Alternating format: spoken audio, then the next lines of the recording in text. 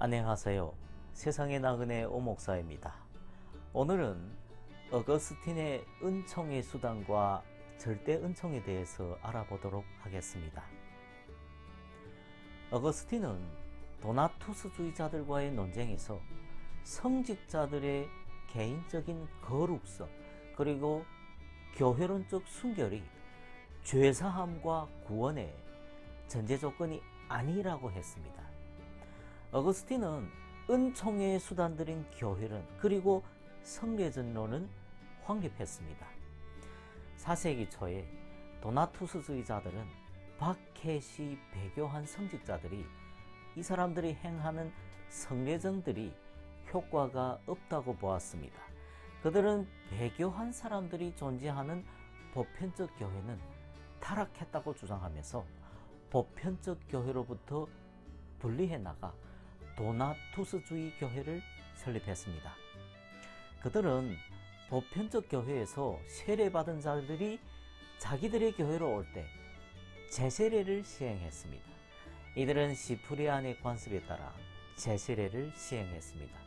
반면 어거스틴은 배교한 자들의 존재가 교회를 타락시키지 못한다고 보았습니다. 왜냐하면 교회의 주인은 주님이기 때문이라는 것입니다. 경험적 교회, 다시 말해서 역사적 교회는 거듭난 자들, 그리고 그렇지 못한 자들이 섞여 있기 마련이다.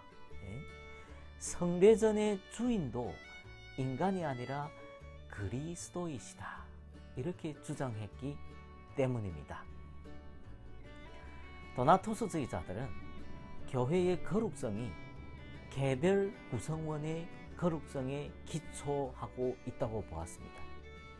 반면 어거스틴은 교회의 거룩성이 그리스도에 기초하고 있다고 보았습니다.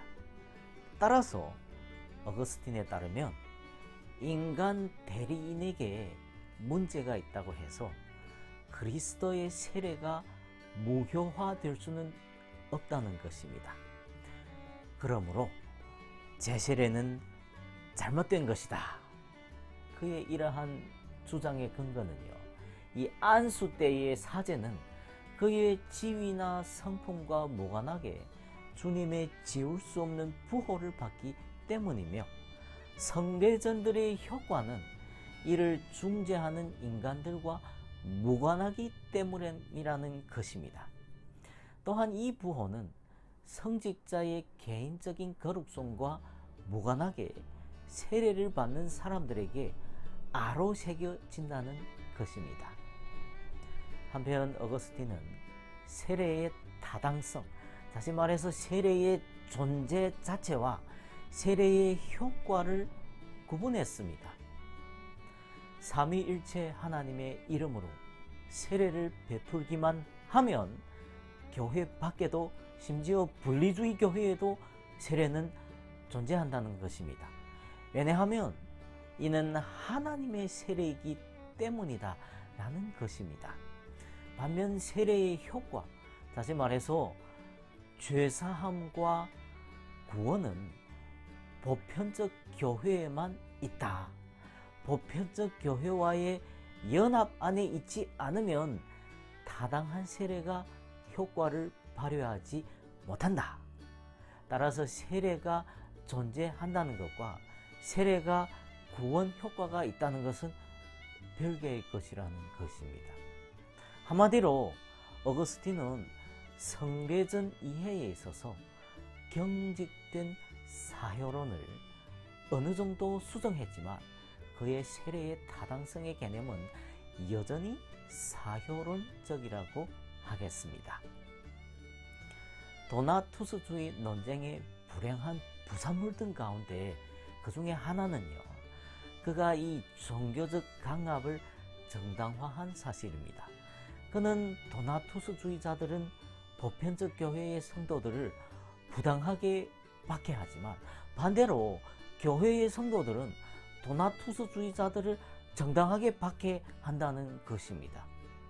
어거스틴의 의도와 무관하게 그의 분리주의자들에 대한 정책은 중세의 십자군 원정, 그리고 종교 재판의 이론적인 배경이 되기도 했습니다. 그와 저스티니안 황제는 중시의 이단들을 규제하는 조서에 영향을 미쳤던 것입니다.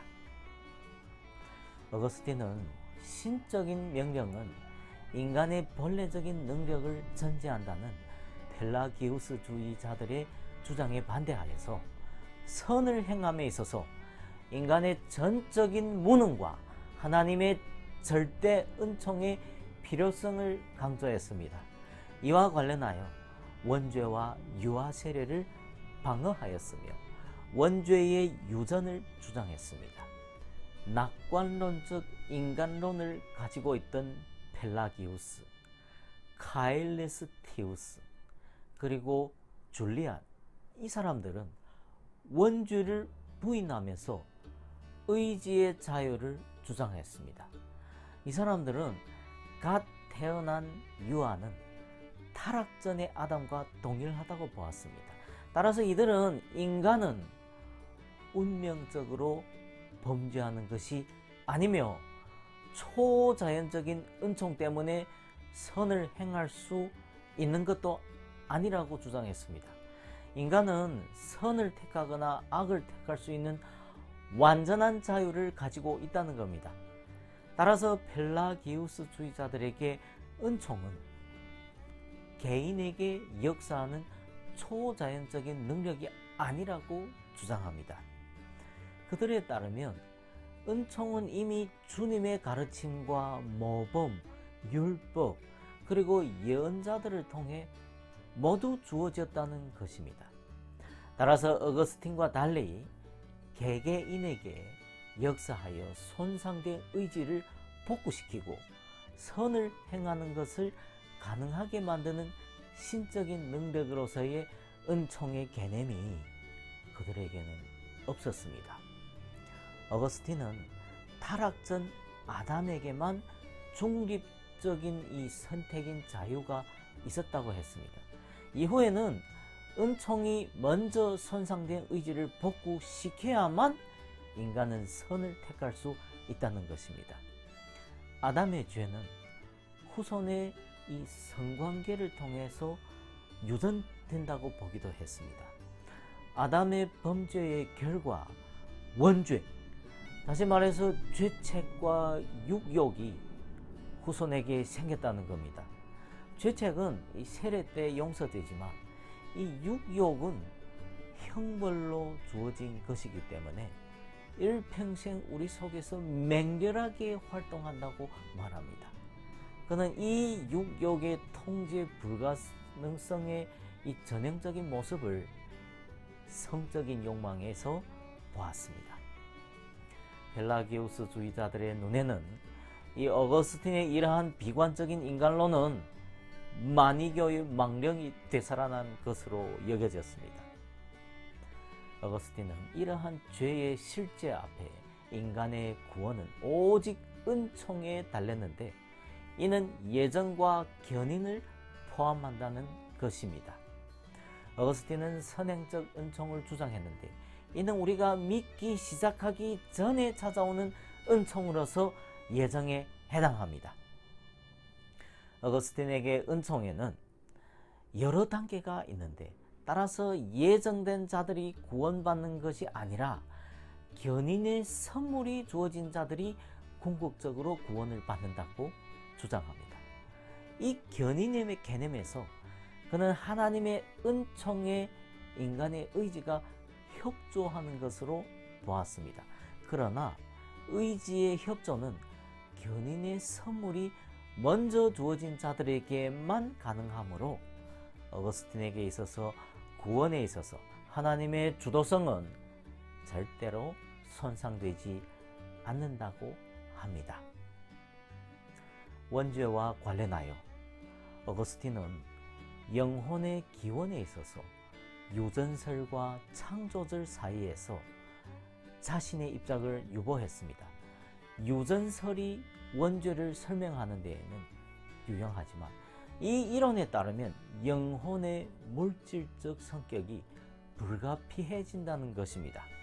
그는 반펠라기우스주의자들과 논쟁을 벌였었는데 이들은 주로 고을 지방의 수도사들이었습니다.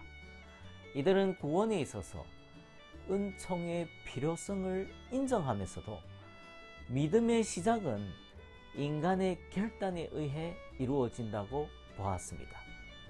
펠라기우스가 팔레스타인에 갔을 때에는 전혀 문제가 되지 않았습니다. 왜냐하면 동방은 오리겐의 영향으로 낙관론적인 인간론을 가지고 있었기 때문입니다. 펠라기우스주의자들에게 기독교인들은 자신의 의지로 죄를 극복할 수 있는 영적인 엘리트들이었습니다.